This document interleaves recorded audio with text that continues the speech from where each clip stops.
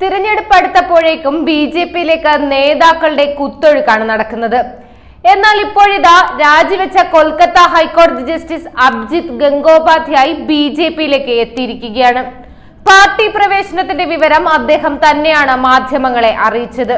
വ്യാഴാഴ്ച പാർട്ടിയിൽ അംഗത്വം സ്വീകരിക്കുമെന്നും അദ്ദേഹം മാധ്യമങ്ങളോട് പറഞ്ഞു. ഇന്നലെയാണ് അദ്ദേഹം ജസ്റ്റിസ് സ്ഥാനം രാജിവെച്ചത്. ഇതിന് തൊട്ടു പിന്നാലെയാണ് രാഷ്ട്രീയത്തിലേക്ക് പ്രവേശിക്കുന്നതായുള്ള അദ്ദേഹത്തിന്റെ പ്രഖ്യാപനം എത്തിയത്. മാർച്ച് 7-ന് ഉച്ചയ്ക്ക് ശേഷം നടക്കുന്ന പരിപാടിയിൽ ബി.ജെ.പി അംഗത്വം സ്വീകരിക്കുമെന്നാണ് അദ്ദേഹം മാധ്യമങ്ങളോട് പറഞ്ഞിരിക്കുന്നത്. അതേസമയം കഴിഞ്ഞ കുറെ ദിവസങ്ങളായി അദ്ദേഹത്തിന്റെ രാജിയായിരുന്നു മാധ്യമങ്ങളിലെ ചർച്ചാ വിഷയം. രാഷ്ട്രീയത്തിൽ പ്രവേശിക്കുന്നതിന്റെ ഭാഗമായിട്ടാണ് അദ്ദേഹം ജഡ്ജി പദവി വിട്ടൊഴിയുന്നതെന്നാണ് ചില മാധ്യമങ്ങൾ റിപ്പോർട്ട് നൽകിയിരുന്നത്. എന്നാൽ ഇതുമായി ബന്ധപ്പെട്ടുള്ള മാധ്യമങ്ങളുടെ ചോദ്യങ്ങളോട് പ്രതികരിക്കാൻ അദ്ദേഹം തയ്യാറായിരുന്നില്ല. ഇപ്പോഴിതാ എല്ലാവരെയും ഞെട്ടിച്ചുകൊണ്ടുള്ള പ്രഖ്യാപനമാണ് എത്തിയിരിക്കുന്നത്. കഴിഞ്ഞ 2-ലധികം വർഷക്കാലമായി വിവിധ വിഷയങ്ങളിലായിരുന്നു കൈകാര്യം ചെയ്തിരുന്നത്. പ്രത്യേകിച്ച് വിദ്യാഭ്യാസ മേഖലയിൽ നിന്നുള്ള വമ്പൻ അഴിമതികളെ കുറിച്ചുള്ള ഗൗരവമേറിയ കാര്യങ്ങൾ അറിയാൻ കഴിഞ്ഞു.